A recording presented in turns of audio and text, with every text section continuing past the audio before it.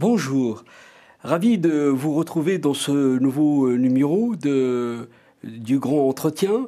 Mon invité aujourd'hui est un homme connu, dont on parle beaucoup en ce moment pour avoir publié des livres. Il s'appelle Gérard Chaliand, un homme qui a 88 ans, un homme alerte, qui a les idées très claires et surtout il va nous permettre de décrypter la complexité du monde. Aujourd'hui, je rappelle juste pour mesurer l'ampleur du travail que vous avez mené, vous avez écrit 80 livres, oui, environ, et peut-être plus. Et vous avez publié vos mémoires tout récemment aux éditions L'Archipel. Exact.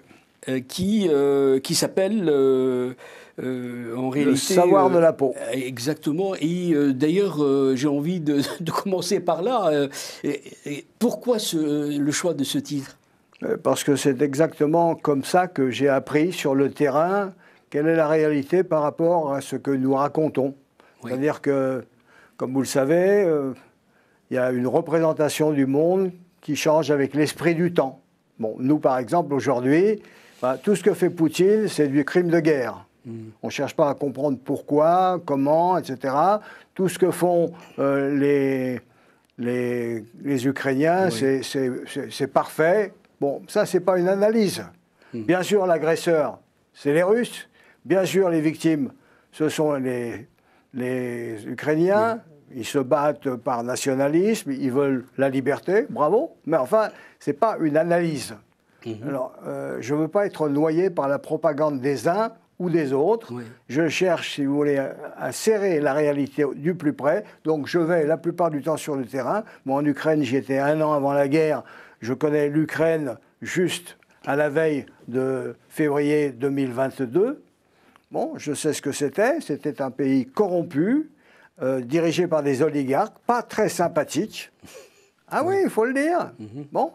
Mais M. Zelensky a été un dirigeant remarquable, capable de, comment dirais-je, de rassembler les énergies, et de se transformer, communiquer, avoir des circonstances largement favorables. Et puis, pour les Américains, quelle aubaine, quelle merveilleuse aubaine après le pathétique départ d'Afghanistan, au terme de 20 années, que d'avoir la chance de pouvoir se battre par procuration.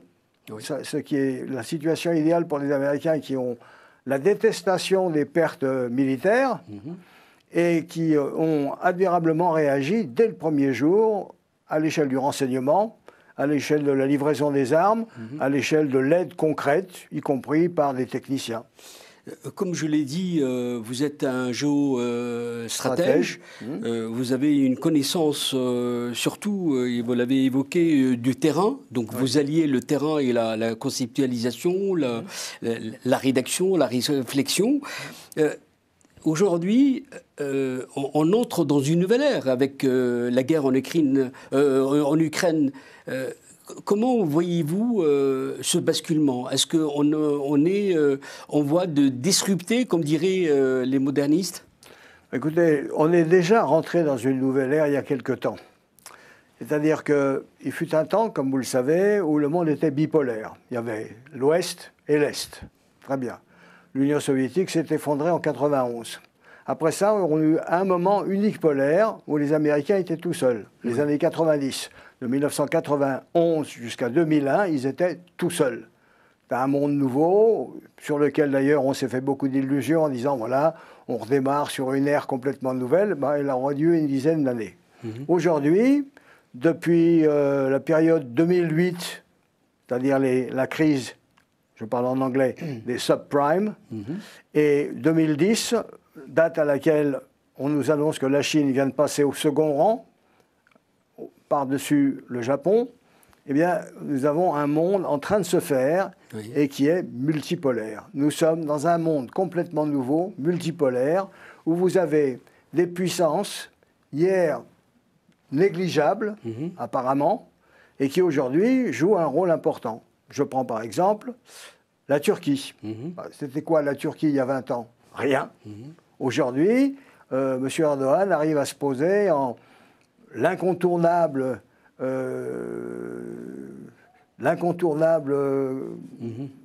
acteur à cheval entre les Russes, l'OTAN, les Américains et le reste du monde. Les Iraniens, malgré plus de 50 ans maintenant de rétorsion américaine, de sanctions, sont encore là. Les Saoudiens, qui étaient hier encore des alliés relativement fidèles des Américains, aujourd'hui leur disent non, on ne va pas produire davantage. Ce qui nous intéresse, nous, c'est que le prix du pétrole augmente. Donc, ne comptez pas sur nous pour vous donner un coup de main, M. Biden. Donc, on a un monde multipolaire qui est en train de se faire, auquel s'ajoute, évidemment, cette guerre d'Ukraine, imprévue, une erreur stratégique de Vladimir Poutine, mal inspirée, mal renseignée, s'imaginant que l'affaire pouvait être réglée relativement facilement et découvrant en définitive qu'il est en face d'une situation qui, depuis 2014, s'est profondément modifiée, que le nationalisme ukrainien est quelque chose de solide, que l'appui des Américains va être immédiat, que l'OTAN, ce vieux machin qui apparemment ne servait plus à grand-chose, connaît au contraire une espèce de nouvelle jeunesse fantastique, avec même les Finlandais et les Suédois qui veulent être membres. Donc il y a un monde qui est en train de se redéfinir. Et qui est très important. Mais au-delà de ça, c'est que comment peut-être dessiner ce monde sans jouer le prophète ou le devin, comment tracer les tendances possibles, parce que on est loin de sortir de cette crise. Cette crise risque de tourner vers le drame. Oui, en tout cas, cette crise est sérieuse. Ça, c'est indiscutable. Je pense que de part et d'autre, on est suffisamment sage pour ne pas monter aux extrêmes. Ce que je veux dire par là, qu'on ne va pas déboucher sur le nucléaire, malgré les menaces des uns et des autres. À mon sens, on va déboucher parce qu'il n'y aura pas de vainqueur militaire dans cette affaire. Les Ukrainiens ne peuvent pas militairement gagner et M. Poutine, il a perdu. Il a perdu, sauf qu'il n'est pas vaincu. Il a été obligé de prendre un plan B. Jamais plus l'Ukraine ne sera un client de la Russie, mais il est vraiment dans cette partie orientale, particulièrement à Donetsk, Luhansk, etc., c'est-à-dire des zones qui sont d'ailleurs russes. Bon, voilà. Bon, il est bien là. En Ukraine, il est bien là aussi. Donc, à un moment, il va falloir négocier. On va négocier probablement avant la fin de l'hiver. Pourquoi avant la fin de l'hiver? C'est parce que l'hiver va être très dur, que nos opinions publiques occidentales, je parle d'abord des Européens qui ne sont pas très chauds, de l'inflation, la flambée des prix, les difficultés d'approvisionnement en hydrocarbures, etc., etc. Et maintenant, venons-en aux États-Unis. La position de M. Biden, tout remarquable qu'elle ait été dans l'aide qu'il a apportée aux Ukrainiens, à la maison est très difficile. Les États-Unis sont dans un état de guerre civile froide. Les tenants de M. Trump ou du Trumpisme sont solides. Le mois prochain, la Maison des représentants, the House of Representatives, va échapper au Parti démocrate. M. Biden a essayé d'acheter les voix des étudiants en leur disant bon, ben, ne parlons plus de vos dettes, etc. Mais tout ça, ça va peser. Il y a une fatigue de l'opinion publique américaine, de l'énorme aide militaire et particulièrement financière que les États-Unis consentent. Donc on va vers des difficultés croissantes. Le poids des pacifistes, en quelque sorte, de ceux qui veulent déboucher sur la paix, va grossir. Entre-temps, nous allons en baver. Ça va être dur. Monsieur le président de la République en France, bon, il a raison de dire il faut tenir, il faut que nos principes, comment dirais-je, prévalent sur nos difficultés, mais il sait pertinemment que nous ne tiendrons pas la route. À un moment, il va dire bon, bah, écoutez, on a fait ce qu'on a pu. Voilà. Votre expertise est très importante pour nous pour mieux décrypter la complexité et la réalité. Et on le voit, les incertitudes sont considérables. Mais peut-être pour pour mieux mesurer cette multipolarité, est-ce qu'aujourd'hui, l'Afrique va devenir vraiment le champ clos des rivalités et de cette absolument une course immaîtrisable entre ces nouveaux acteurs et les anciens? À vrai dire, le champ clos, il est maintenant partout. C'est-à-dire que les Chinois, par exemple, cherchent à contourner, en quelque sorte, l'extraordinaire domination maritime exercée par les États-Unis. Bon, comment ils veulent le contourner? Ils le contournent par voie de terre, avec les fameuses routes de la soie. Ça leur permet de rentrer dans ce qu'on appelle le monde eurasiatique. Ben, ils arrivent quand même au Pirée, ils arrivent à Gênes. Ils sont en Europe occidentale, hein, pas juste comme ça en Asie orientale, ni même en Asie, comment dirais-je, moyenne-orientale. Ils sont présents en Afrique, dans un certain nombre de pays. Alors, qu'est-ce qu'ils font? Bon, ils aident à construire des choses lourdes, hein, les chemins de fer, les routes, la grosse infrastructure, des choses extrêmement utiles. Bon, qu'est-ce qu'ils veulent en échange? Alors, on nous dit, bon, en échange, ils vont nous endetter, nous, pays africains, ils vont profiter, etc. Mais enfin, ça, bon, on verra. Dans la pratique, ce qu'ils cherchent, c'est un appui en vote. Oui. C'est-à-dire qu'il n'y a pas de condamnation de la politique chinoise par les Africains. Oui. Ça, c'est du tout bénéfice. C'est-à-dire que nous ne nous rendons pas compte, nous qui sommes en train de répéter on a raison, on a raison, que pour d'aucuns, ils préfèrent rester neutres, ils ne veulent pas choisir entre un camp ou l'autre, etc. Ça compte. En Amérique latine, ils sont également présents. Oui. Ils sont présents au Brésil, ils sont présents au Venezuela, ils sont présents en Colombie, ils sont présents dans la plupart des pays, à quelques exceptions près. C'est-à-dire ils jouent une partie absolument internationale. Je ne parle même pas de Taïwan, qui est en quelque sorte ce qui fait mal aux États-Unis. Et à mon sens, les Américains, je veux dire, les Chinois sont trop malins pour se lancer dans une opération militaire sur Taïwan. Ils savent le prix que ça coûte à M. Poutine. Mais ça va permettre de titiller l'oncle Sam là où ça lui fait mal. Donc, d'une façon générale, on est dans un état de tension permanente, tout en continuant à faire un match de type économique et de type de recherche scientifique pour réussir à s'imposer sur tous les marchés, pour être en tête de la recherche, etc. Et alors, là, il faut le dire, une fois de plus, ça, je pense qu'on ne l'a pas suffisamment réalisé. L'URSS, c'était un État militairement très important. C'était un État spatialement très important. Et c'est tout. Les Chinois, ils savent tout faire. Absolument. Ce sont des concurrents de A à Z, sur tous les plans. Alors justement, ils sont des concurrents de A à Z, ils sont très présents en Afrique, mais j'ai envie de centrer le propos sur l'Afrique. On voit aujourd'hui, votre expertise est très utile là-dessus, que le Sahel, par exemple, est dans un état d'effondrement. Comment voyez-vous cette situation absolument inattendue dans son ampleur? Et est-ce qu'aujourd'hui, il faut une action, non seulement des Africains, mais une action internationale pour arrêter le feu, non?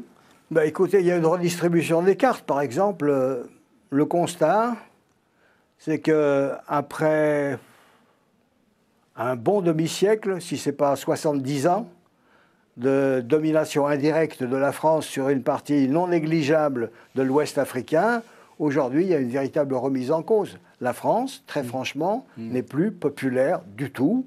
Je ne parle pas seulement du Mali, je parle dans l'ensemble de ce qu'on appelle le Sahel. Nous sommes en perte de vitesse sévère par rapport à d'autres, que ce soit à leur façon les Chinois, que ce soit à leur façon les Russes, que ce soit à leur façon les Turcs. Est-ce qu'on connaît les raisons? Est-ce qu'on peut les identifier? Oui, moi je trouve que nous avons été néocoloniaux, indiscutablement. C'est-à-dire que nous reprochons à ces régimes d'être corrompus. Mais très franchement, on les a corrompus nous-mêmes.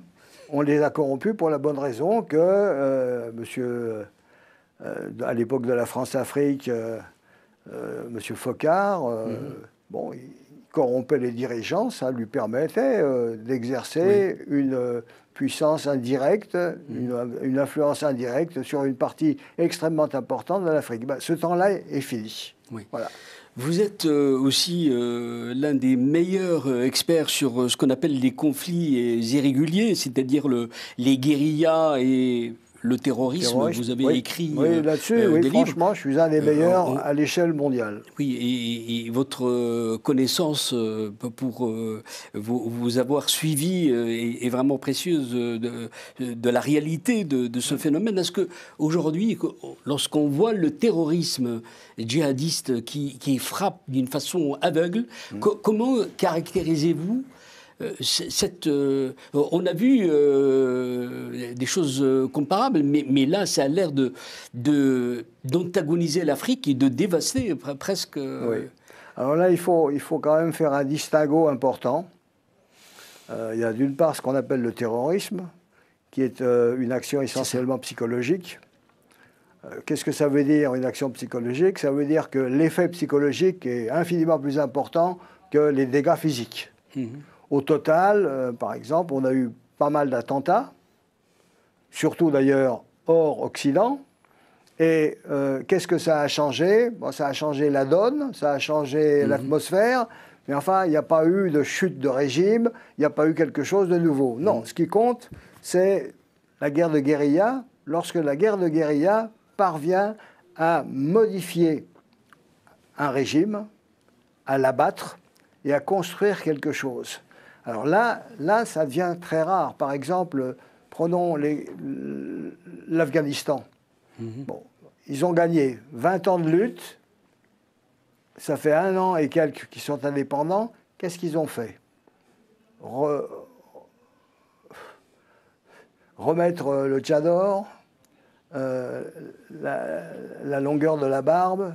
Enfin, c'est du moralisme. Il n'y a rien eu. C'est-à-dire ils n'ont pas pris à bras-le-corps le problème qui est nous devons changer les conditions de vie de nos citoyens. Il faut qu'on arrive à faire de la croissance économique. Quand vous êtes humilié, si vous voulez sortir de l'humiliation, vous n'en sortirez pas avec les bombes seulement. Il faut travailler, il faut revoir les choses, il faut faire... Bon, regardez l'exemple des Vietnamiens. Ils ont réussi à battre les Français, ils ont réussi à battre les Américains, ils se sont accrochés quand les Chinois ont voulu les forcer à changer, ils les ont accompagnés jusqu'à la frontière.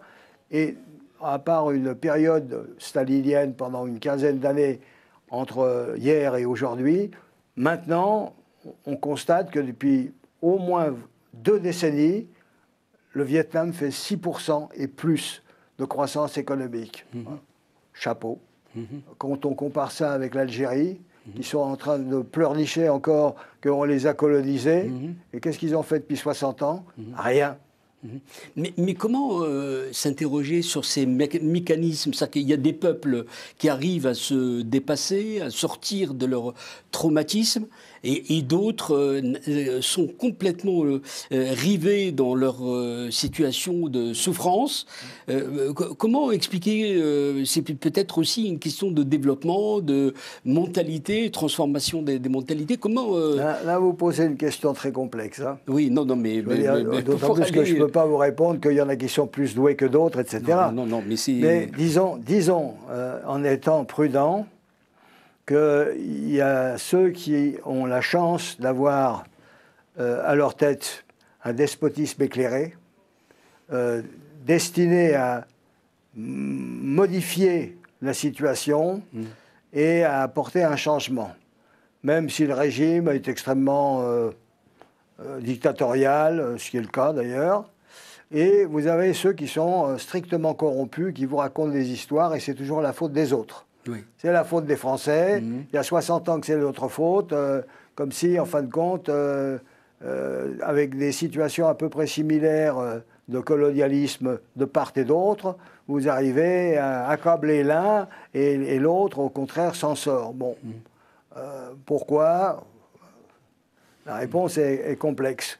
Mais en tout cas, il y a une chose certaine, les élites algériennes ont failli et elles continuent de mentir à leur peuple en accusant les Français de tous les malheurs qu'ils ont eux-mêmes prolongés et dont ils se sont nourris et de la corruption dont ils sont en fin de compte l'expression même. Jusqu'ici, l'Occident a été vraiment l'élément de référence dans la manière de se projeter dans la civilisation d'aujourd'hui. Aujourd'hui, on voit que l'Occident, et surtout aussi à travers la crise ukrainienne, s'est ramassé autour d'un noyau dur, mais qui n'est pas connecté au reste du monde. C'est-à-dire qu'il y a... Comment voyez-vous ce déclin? Est-ce que l'Occident aujourd'hui... c'est une illusion d'optique, ce qu'on voit, ce basculement, en fait, ce déclassement. Est-ce que ça va être remplacé par quoi, au fond? Là aussi, vous posez une question à laquelle on ne peut pas répondre de façon simple. Mais on a des tendances, peut-être. Disons que l'Occident a beaucoup apporté. Qu'est-ce que je veux dire? Je veux dire, d'abord, ils ont apporté la révolution industrielle. Ils ont apporté l'idée absolument nouvelle à la fin du XVIIIe siècle, aux États-Unis comme en France, de « ça suffit le despotisme ».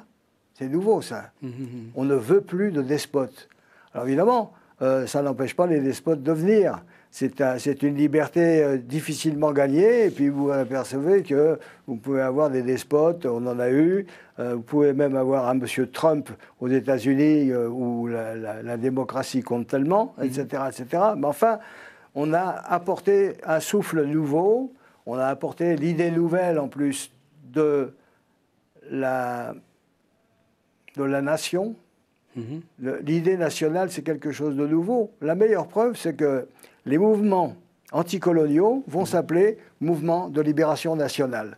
C'est-à-dire que c'est fini d'avoir une Chine du Nord, une Chine du Sud, ou bien d'avoir un Tonkin et puis un Annam. Non, ils vont se sentir tous chinois, ou ils vont se sentir vietnamiens en lutte pour la liberté, etc. Bon, tout ça, ce sont des idées nouvelles apportées par les Occidentaux. Très bien. Donc, on a été extrêmement utile à un certain moment. Puis après, on a profité, évidemment, de l'hégémonie qu'on a exercée. Parce qu'on n'est pas meilleur que qui que ce soit. Je veux dire, la tendance, c'est quand vous dominez, c'est de profiter de la prédation. C'est comme ça. C'est l'espèce humaine. Si les autres avaient gagné, les Occidentaux, ils seraient réduits à une sorte de semi-esclavage et on pleurnicherait en disant que c'est pas beau d'avoir promu l'esclavage. Enfin, ceci dit, tout ça n'est pas héréditaire. C'est-à-dire que c'est pas parce qu'on a utilisé l'esclavage que on est des esclavagistes aujourd'hui, sans compter que c'est trop facile de dire que l'esclavage a été strictement atlantique, alors que de l'océan Indien, il y a eu la même quantité, sinon davantage d'esclaves emportés en direction des puissances musulmanes de l'époque. Bon. On a quelques minutes vraiment pour conclure. Vous avez vraiment 4 décennies d'observation, de travail sur le terrain. C'est-à-dire que vous avez ce qu'on appelle le temps long, et vous avez en mémoire... l'histoire, c'est important. Les conflits, les guerres, les crises. Qu'est-ce qui peut aujourd'hui vous inciter à vous accrocher à une forme d'optimisme?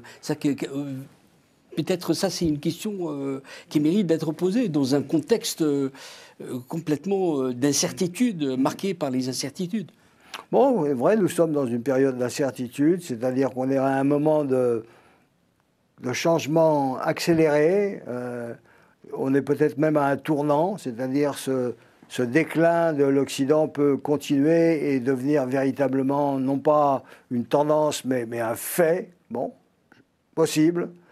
Moi, je souhaite en tout cas que ne disparaisse pas l'idée de la démocratie, je souhaite que ne disparaisse pas le refus de faire une différence entre les hommes et les femmes, au sens où il y en aurait un des deux qui serait supérieur à l'autre. Je pense que la libre discussion doit exister le plus possible. C'est-à-dire que je continue, avec un certain optimisme, peut-être à tort, de penser que ça vaut la peine de se battre pour certaines des valeurs que l'Occident a été capable de produire, mais pas pour lui seul.